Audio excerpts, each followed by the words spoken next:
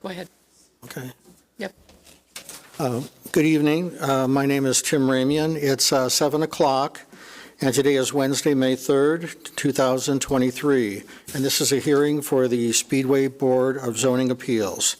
I'm the chairman of the BZA, and in attendance this evening, to my left is Curtis Miller, the vice president, and to his left is Steve Jones, our secretary, and to my right is our member, Janet Fullen. Also in attendance is our recording secretary, Eder Lopez. Let's see, the first thing I'd like to do is go through the Pledge of Allegiance. Would everyone stand, please? I pledge allegiance to the flag of the United States of America and to the republic for which it stands, one nation, under God, indivisible, with liberty and justice for all.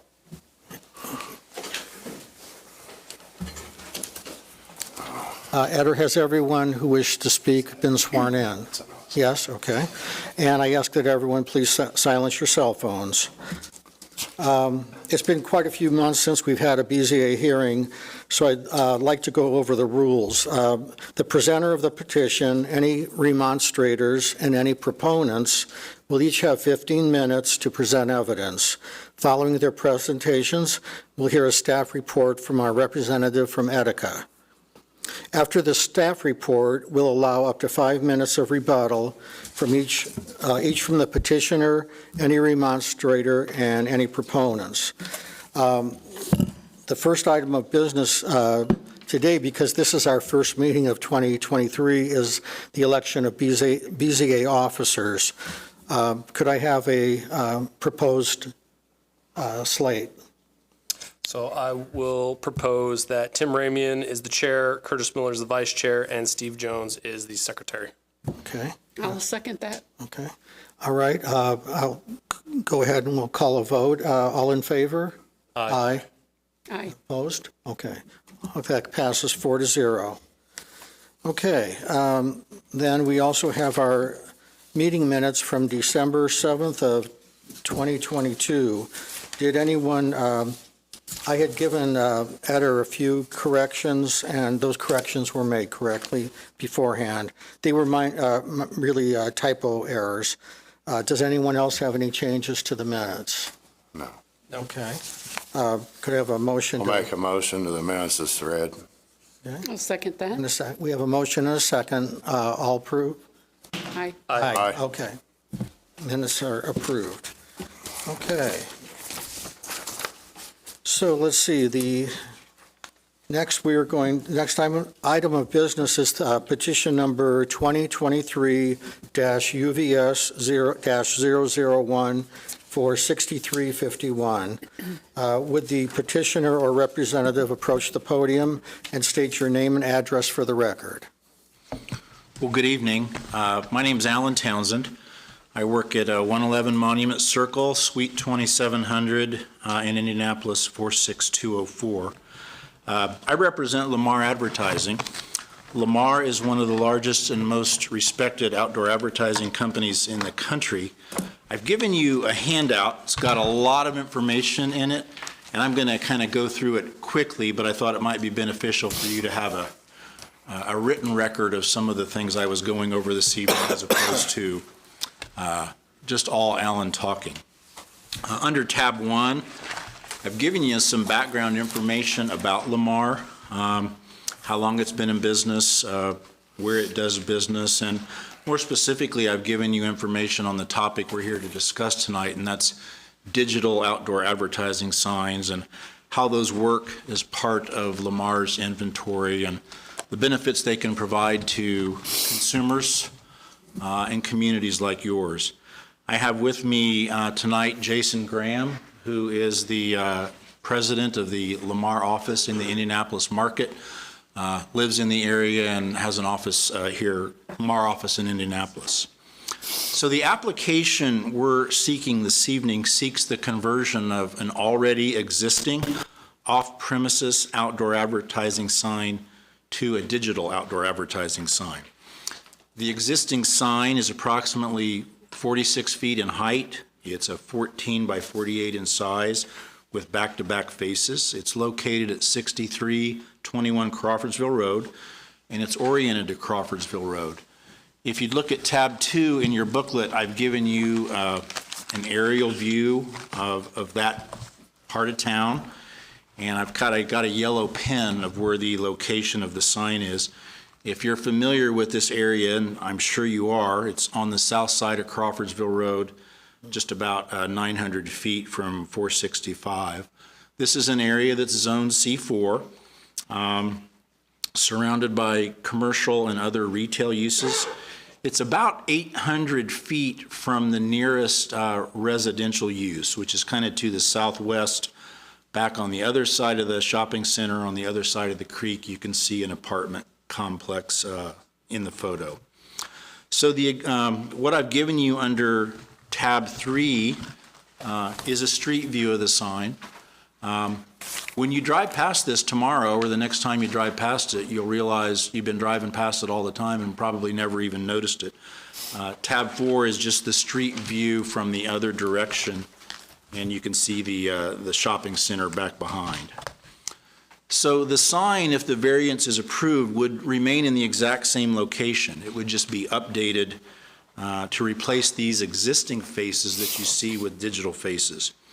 There's a description of the proposal in your booklet also. That's under tab 5. We've kind of given a detailed layout of what will happen with the sign. In general, though, the sign would continue to be oriented to Crawfordsville Road, still with back-to-back faces. So a digital face is one that changes periodically, and these would change every 10 seconds before promptly transitioning to the next message. These digital faces have light sensing technology, so it dims the sign in relationship to the surrounding ambient light. They are equipped with cybersecurity protocols so nobody can hack in and post unauthorized messages. And they also have a kind of a catastrophic feature. There's a go black feature if something goes wrong with the sign, so that it's not flashing or blinking in case of a malfunction. The property owner is Paradigm Speedway Small Shops LLC. We have a consent under tab 6 from the property owner. They're supportive of the variance request. Lamar is a tenant there. The sign's there pursuant to the ground lease. Paradigm Speedway Small Shops is the ground owner. So these digital faces, in addition to being used for traditional ads, there's just all sorts of nice things you can do with them to support community, support special events. These digital signs, if they're approved, would be part of Lamar's agreement with the Amber Alert Network that promptly publicizes lost or missing children to members of the public. I've given you under tab 7, though, just some of the different things you can do with digital that you can't necessarily do with the old-fashioned technology, which I call static. You can do digital tributes for a day or a matter of days in the event of a special event or something 500 related. Under tab 8, Lamar often does digital tributes for events of historic significance. Under tab 9, you can even use it on occasion as a welcoming opportunity for people coming into your community as to visit or for special events. I'm very familiar with the standards it takes for you to consider and weigh about whether you're going to grant one of these, and I want to spend some time on them because I think it's important to demonstrate to you that we satisfy them. Number 1, which I'm sure you're familiar with, the grant will not be injurious to the public health, safety, morals, and general welfare of the community.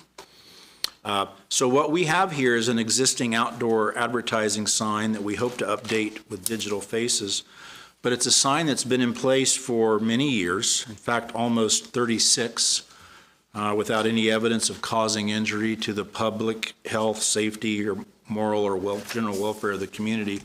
Under tab 10, we were actually able to find the original building permit for this structure dating back to September of 1987. So the only difference with this structure will be the manner in which the messages are displayed. So rather than external illumination, I mean, this is lighted at night. So right now there are lights that shine up on the display to illuminate it. We'll be changing out the faces so that the illumination will actually be internal. The sign will conform to federal NDOT and industry standards. I just put in our packet under tab 11 a picture of the engineering drawings we utilize. While we will be utilizing the same structure, we will shore up the base of the structure with some additional concrete because the digital faces would carry an additional weight with them. Lots of people have questions about digital. What I've given you under tab 12 is actually some of the NDOT rules, the Indiana Department of Transportation. The state of Indiana and NDOT do allow digital signs on state and federal highways. This area of Crawfordsville Road is not what they consider to be a NDOT control route, but I did want you to at least see that the state of Indiana regulates those digital signs in areas where someone cares to build one. And there are rules all the sign companies, including Lamar, has to follow if one of these is on a state or federally funded highway.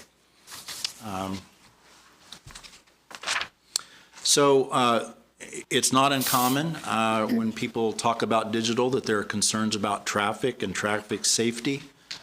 What I've given you under tab 13 is an excerpt from a publication put out by the Out of Home Advertising Association of America, or the OAAA.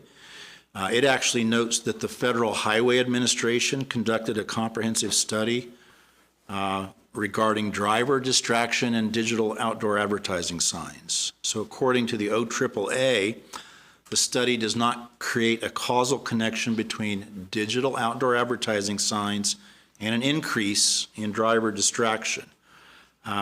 If you're like me, the OAAA is a trade association. They work for the different outdoor advertising companies. So I'm curious, and when they cite a Federal Highway Administration study, I decided we might be better off if I found it. So what I've given you under tab 14 is at least excerpts from that Federal Highway study that was referenced by the OAAA. It was about 50 pages long, so I decided not to give you the whole document. I did find the language that I thought was most relevant back on page 55 of tab 14. Under the summary, the Federal Highway Administration stated that when billboards were present, the drivers in this study sometimes looked at them, which is what you would expect, but not such that overall attention to the forward roadway decreased. So not an increase in driver distraction because it's a digital sign there as opposed to a traditional static one. It's also not uncommon for people to have concerns about digital signs and in particular the effect of illumination. The technology with these digital faces is quite remarkable. Jason knows a lot more about it than I do, and I'm going to ask him to come up for a minute or two and talk about the illumination component and how the technology really works. Good evening. My name is Jason Graham, and as Alan said, I'm the Vice President of Lamar, Indianapolis at 5711 West Minnesota, 46241. I've been with Lamar Advertising for 21 years, here in Indianapolis now for going on 5 years. I've worked with the digital product since its inception, which has been just under the 20 years. So Lamar owns and operates over 4,000 across the country. I give you that information so you know that this is not a test or a pilot project or anything like that. This is a product that we've been using and we're familiar with. I also think it's important to know at our office, we have our own in-house technicians. So if there is a module out or, just a light out, we have people here that we employ and staff that can respond to that immediately. So that's right there at our office. One of the largest things I think we want to take away from this is the photo cells that our billboards have. That keeps us in compliance with the OAAA. So anybody that's a member that says we're going to operate a digital billboard, we commit to these things, and that's one of the ones that's in the commitment. So you have the photo cell keeps the board dimming automatically at all times to within 0.3% of the ambient light around it. So that means if it just gets really cloudy out, that billboard's automatically going to adjust to just 0.3% of the light around it. At night, same thing, it's going to go down. That billboard's going to operate at about 3% of its capacity at night.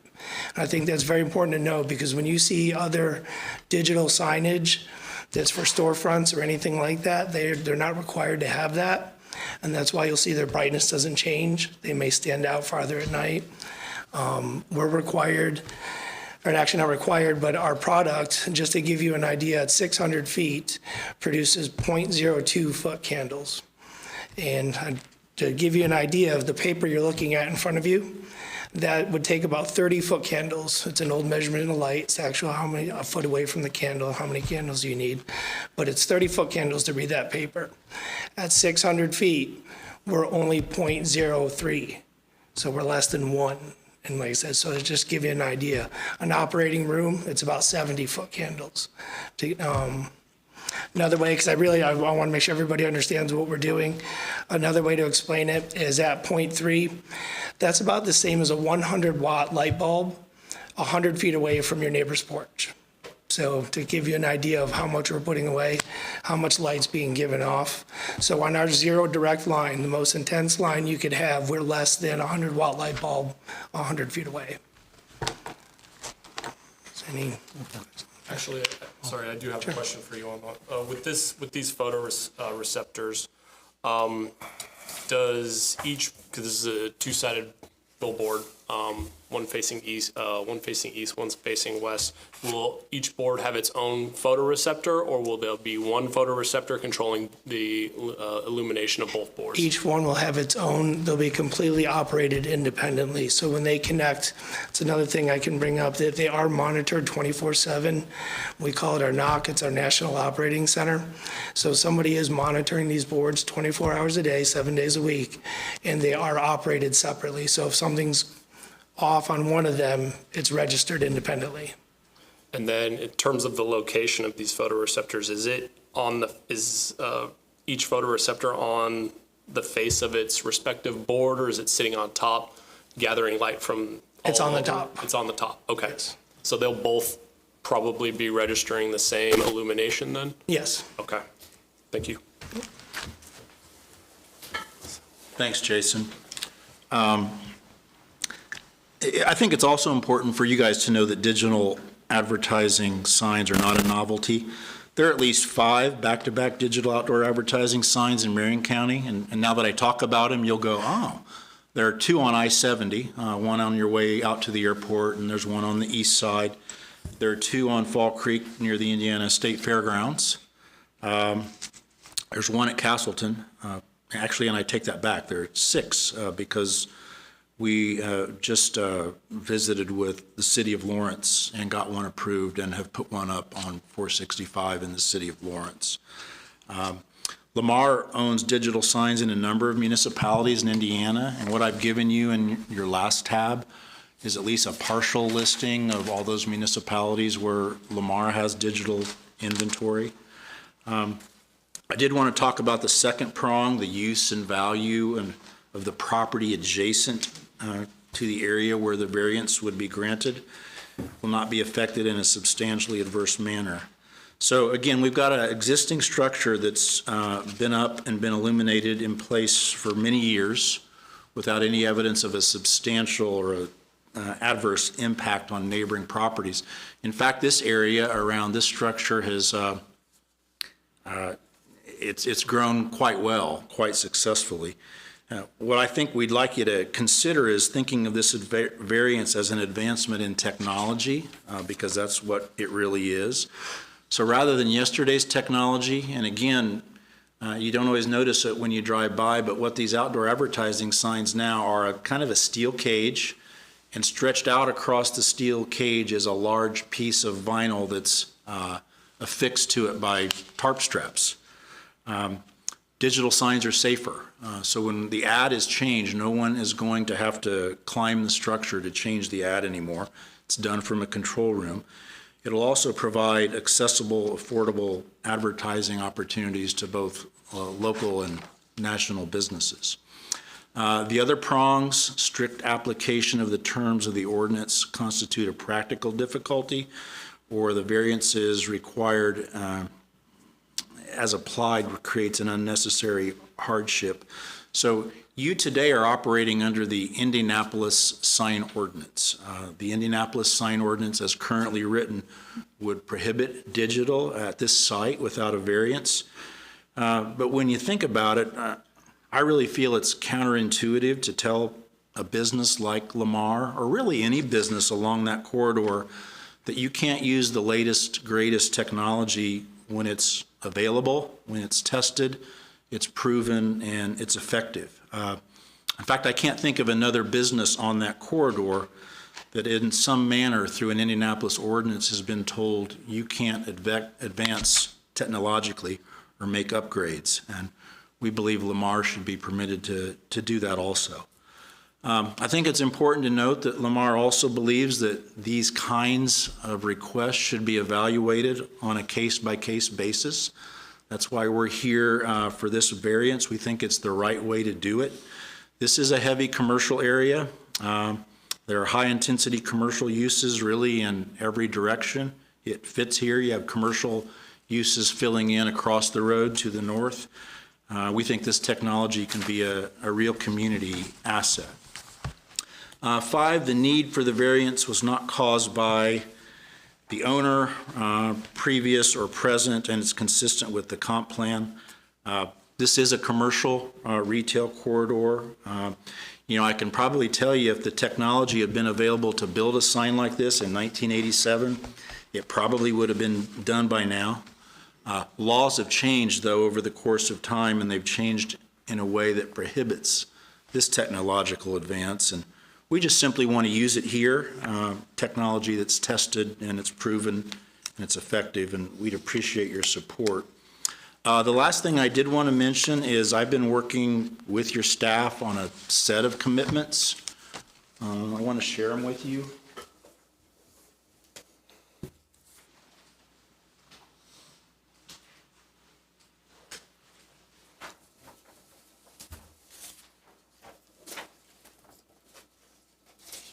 Thank you. So these are, pardon me, let me get back in front of the microphone. These are written commitments that Lamar and Jason is prepared to sign and go down to the county recorder's office and record, that would bind Lamar, or I don't think anybody else would ever own this sign other than Lamar, but if it did, it would bind the successor to do certain things. And those certain things start on page 2. Just a lot of information about how the sign's going to be maintained, what we're not going to do. We're going to always display the message for at least 10 seconds so that there's not ads flipping more frequently than that. We're never going to simulate some sort of traffic warning or regulation with this. This will be for advertising purposes only. There's a commitment to use the light sensing technology that Jason talked about. And number 6, you're always going to have 2 phone numbers from a Lamar representative, so you can find somebody in case something goes wrong. Number 8 and 9 are the ones I've specifically spoken with Grant and John about. Number 8 is we're going to reserve a flip, so one of these 10-second advertisements for the benefit of the town of Speedway on either the east face or the west face all the time. So if you want to advertise a community event or a special event, or it's simply welcome to Speedway, you'll have the opportunity to do that if you want to make use of it. Number 9, I think sometimes people are concerned about, well, what ad might show up on here. I can tell you I've never had one of those experiences with Lamar, and I don't think you'll ever have one, but we did put something in there in writing about, we'll never have an adult entertainment or adult business featured as an advertiser on the sign. So with that, I'd be happy to field any questions, or if you have any other questions for Jason, who knows significantly more about the product than I do. But we'd appreciate your support for this.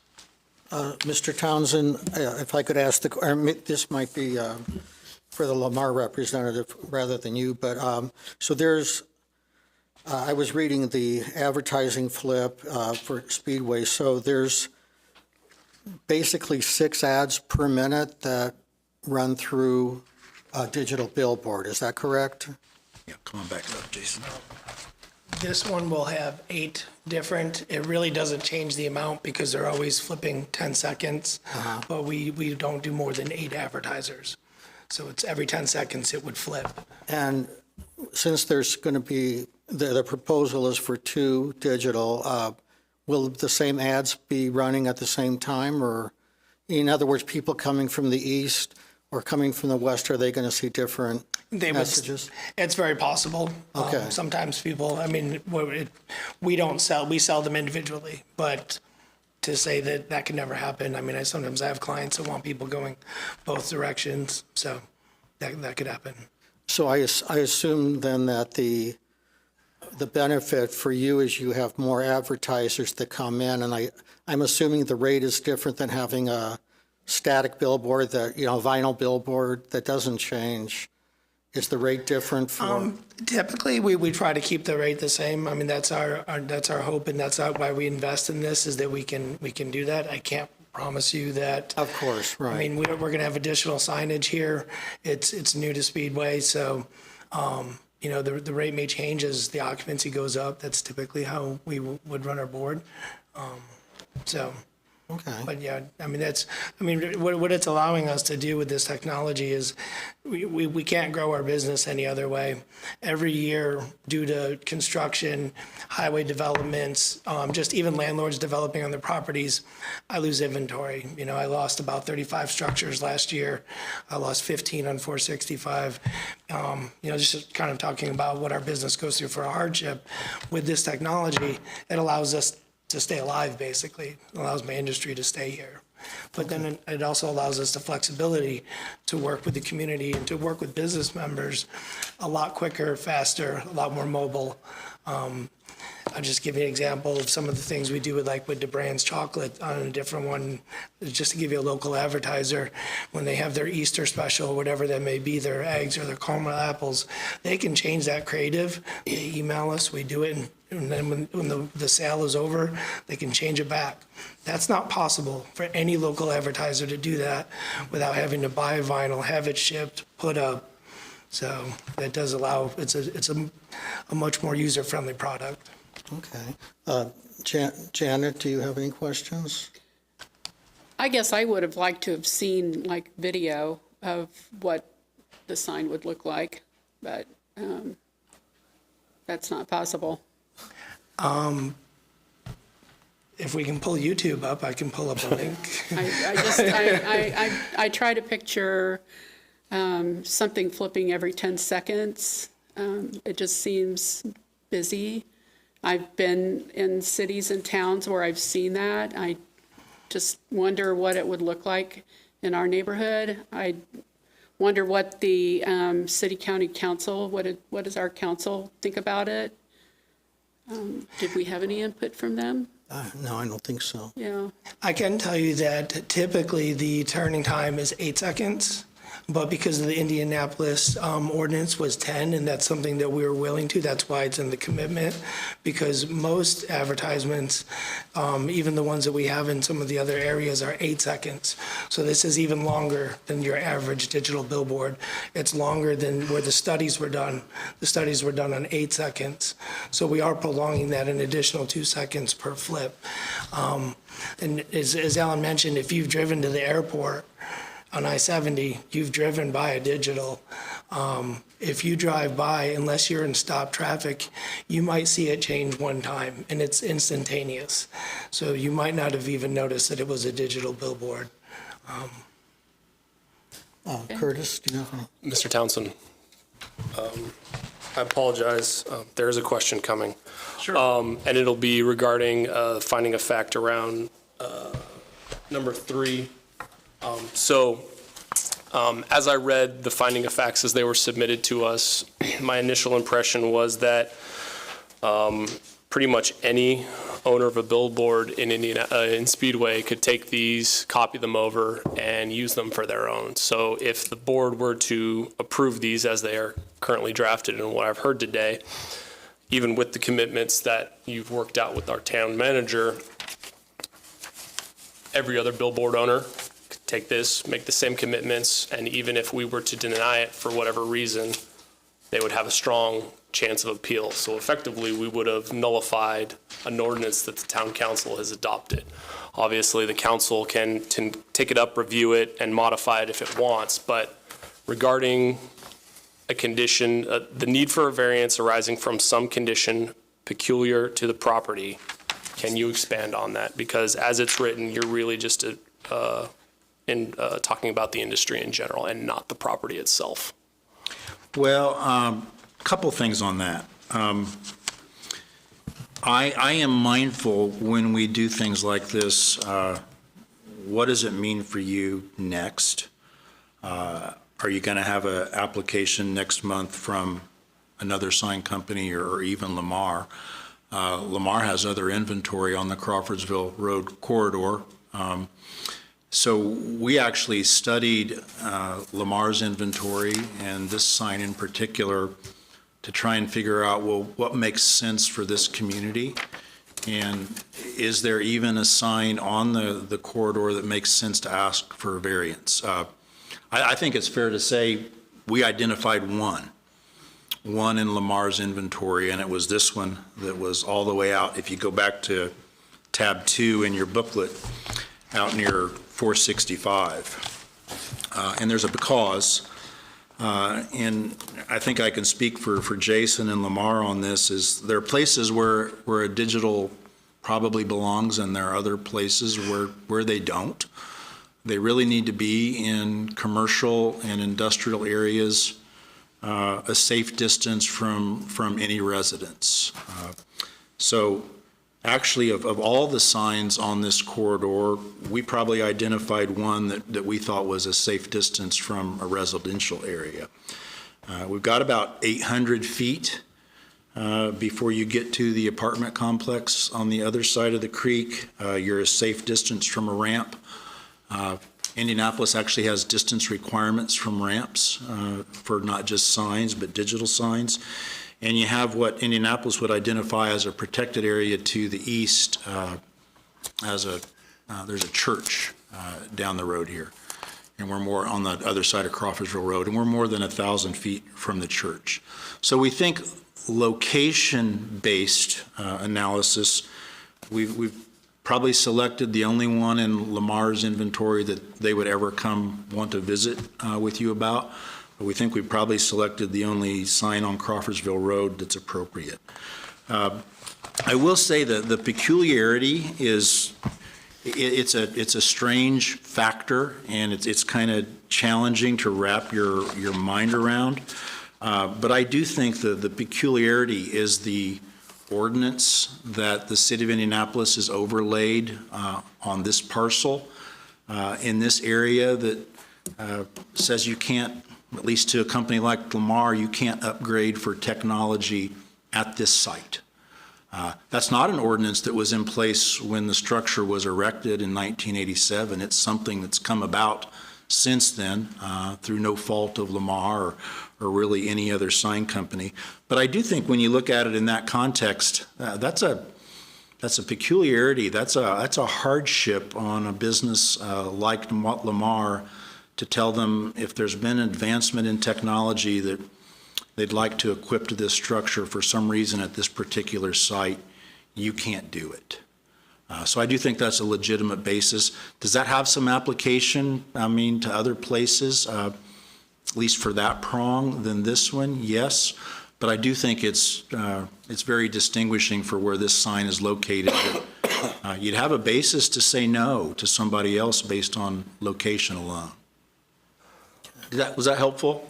I still don't know that the question's been answered.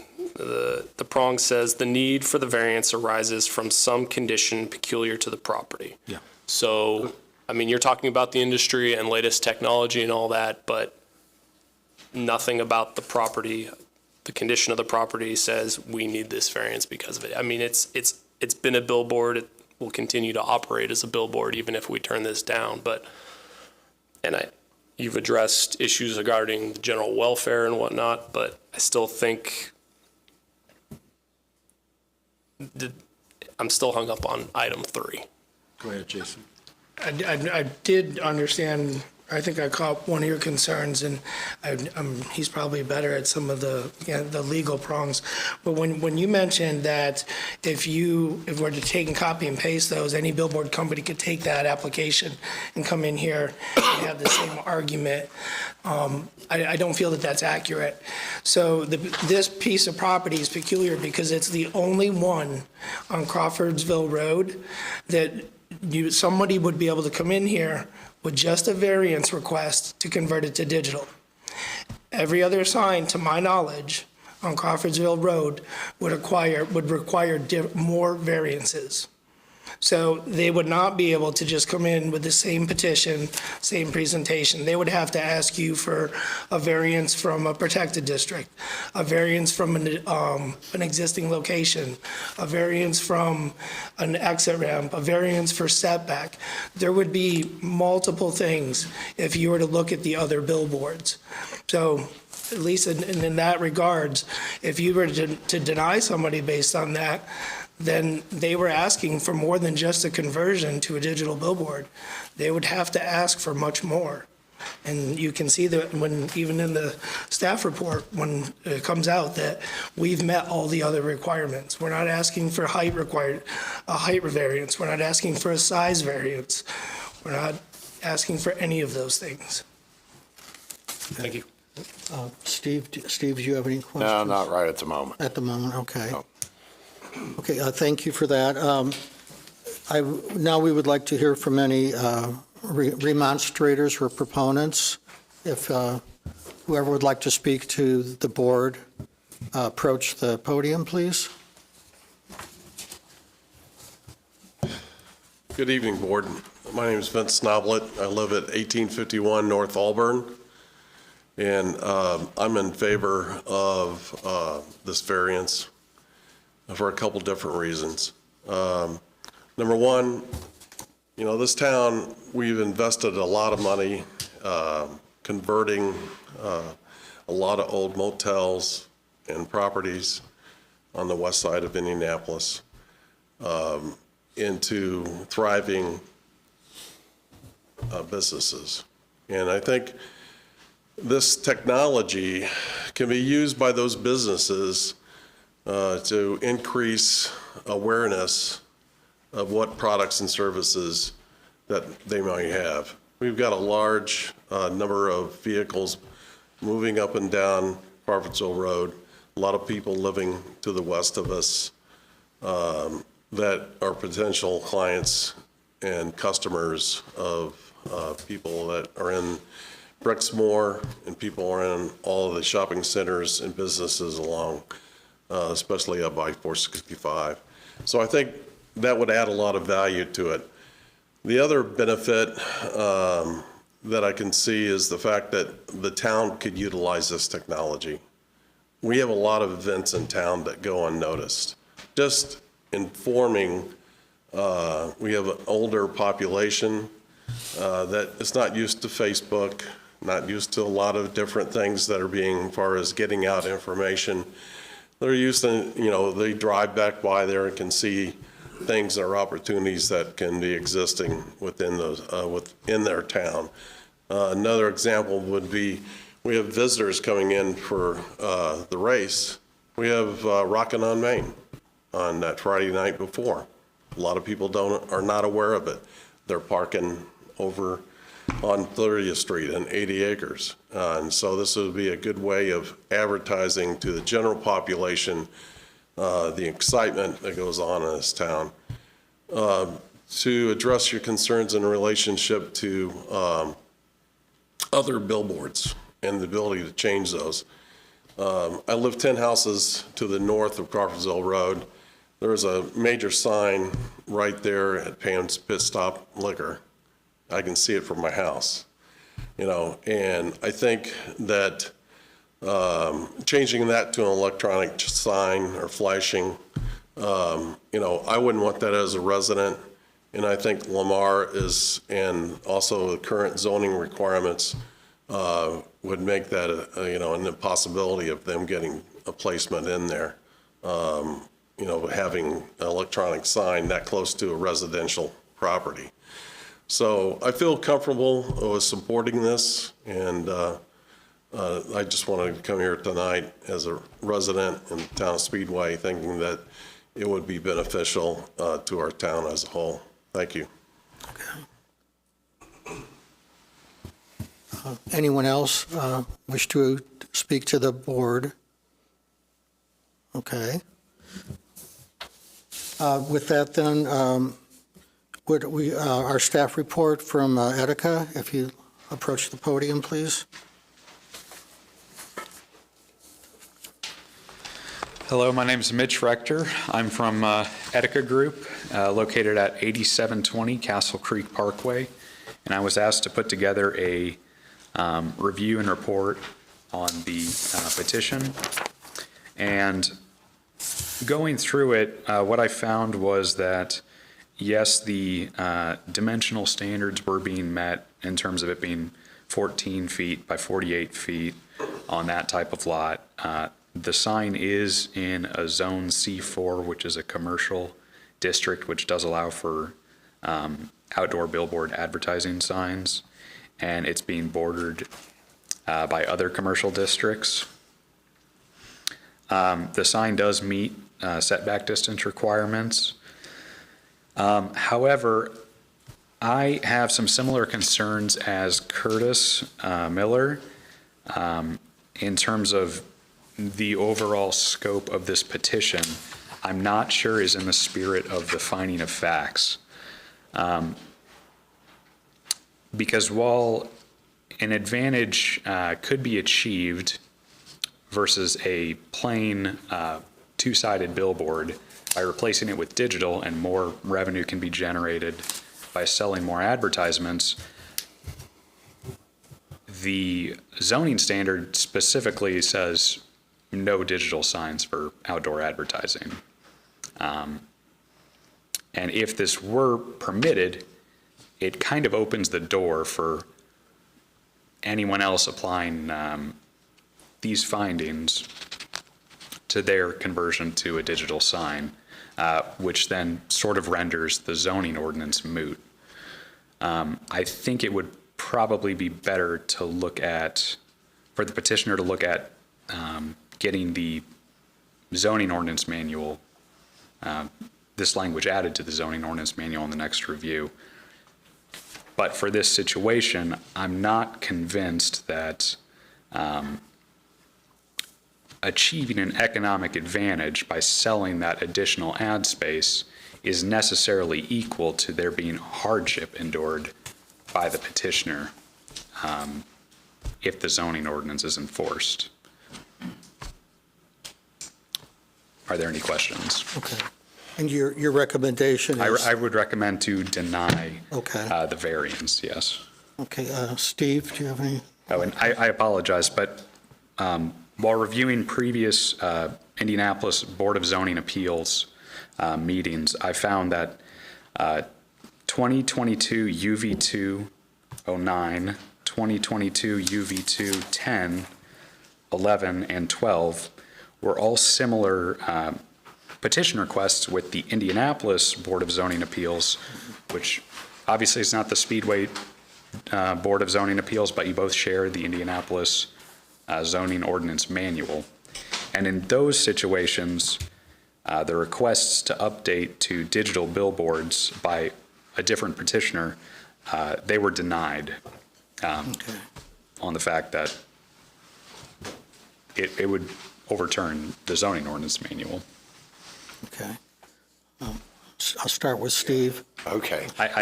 Yeah. This is what I wanted to know. 9, 10, 11, and 12, I assume those were denied. Yes. Do you know why? There's a variety of reasons, but one of the key ones that's touched on frequently is that the inability to upgrade does not equal a hardship. And So it's what? mentioned in all 4 of them.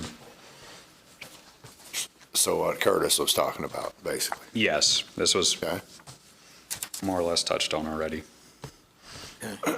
Okay. Any other questions, Steve? Were those billboards, were they in a heavily commercial area? Do you know? They were in similar areas where I believe they were all commercial zoning against roads similar in traffic to Crawfordsville Road. So I do think they are somewhat equal in scope to this petition. Okay. That was my questions. Okay. Curtis, do you have any questions? And Janet, do you? Okay. Thank you very much, Thank you. Mitch. Okay, now, if the petitioner or anyone else, I'm sorry. Oh, yes. Oh, I'm sorry. Anyway, John Merritt, I am the building commissioner of Town Speedway. One thing we need to remember, and this company did just have this exact same scenario with the difference of Indianapolis and Lawrence.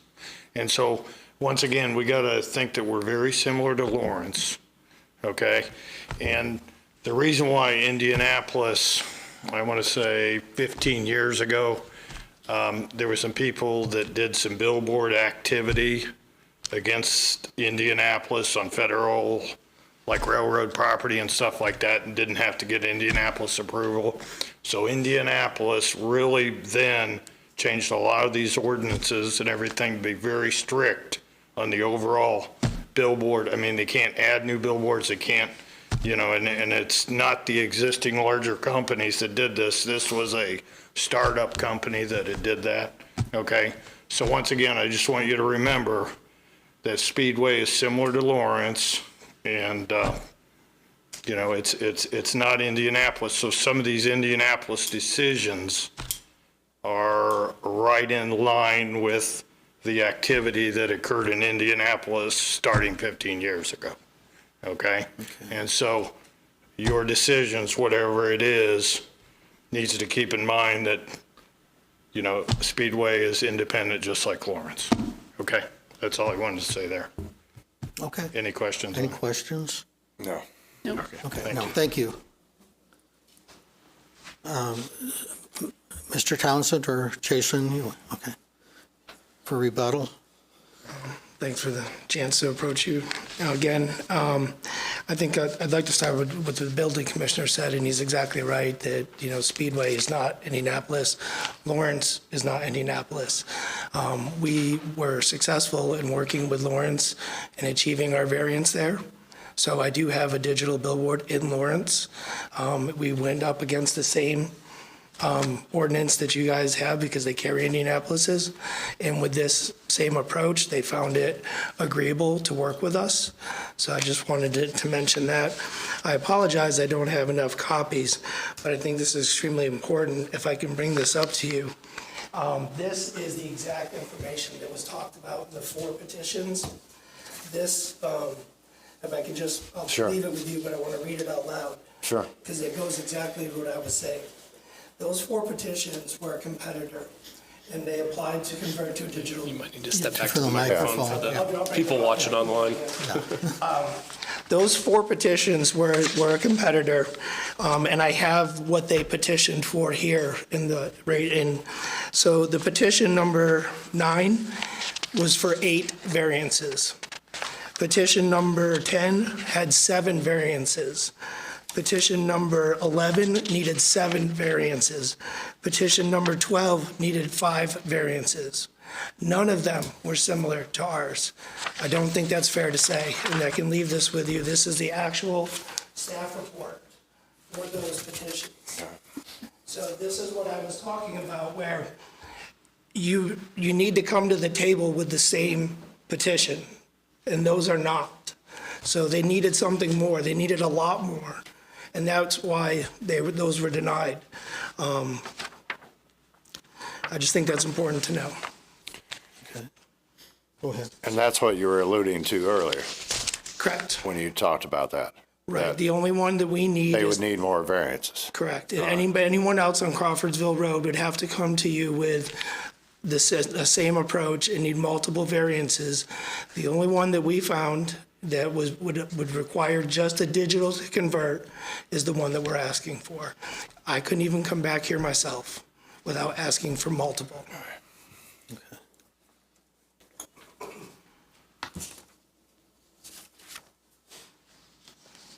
And just one thing to add, all of those were on the interstate. So again, they weren't comparable for whatever that's worth to call them the similar petition. They were on 465 and I-70. Okay.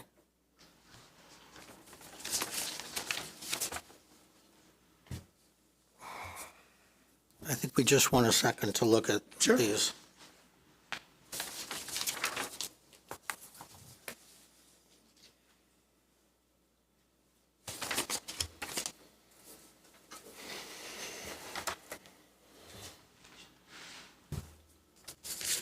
Setback.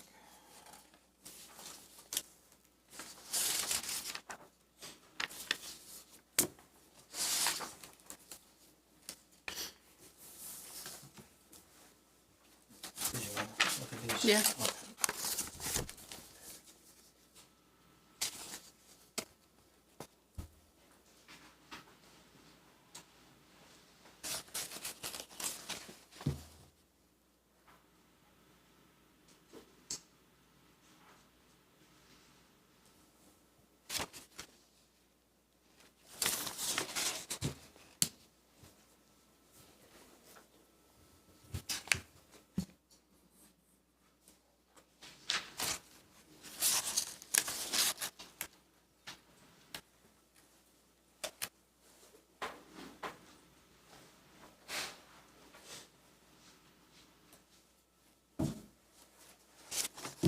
Okay.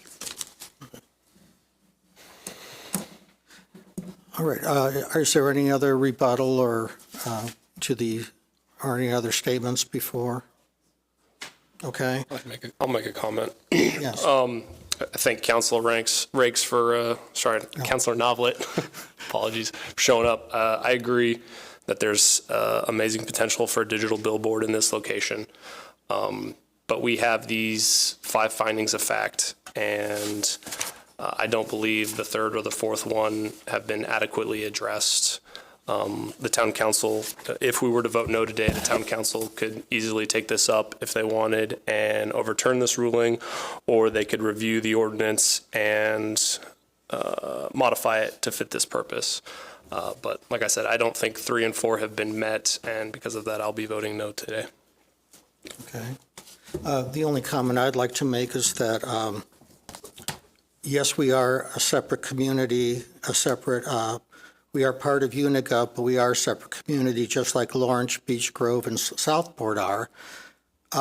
However, we are still residents of Marion County, and I love being in Marion County. I love being in Speedway especially, but this is my county, this is my home. And so I have to take into consideration the greater community, too, of people around us. So I appreciate the facts of what Lawrence did, and I think I read that maybe Beech Grove also approved some, but I have serious concerns.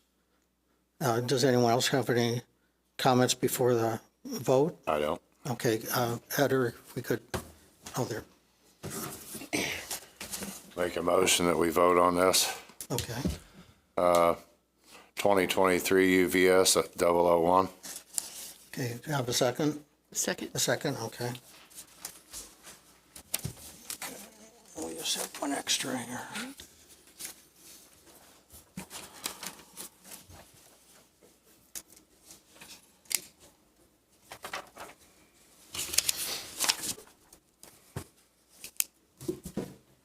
Okay, have the secretary read the. Okay.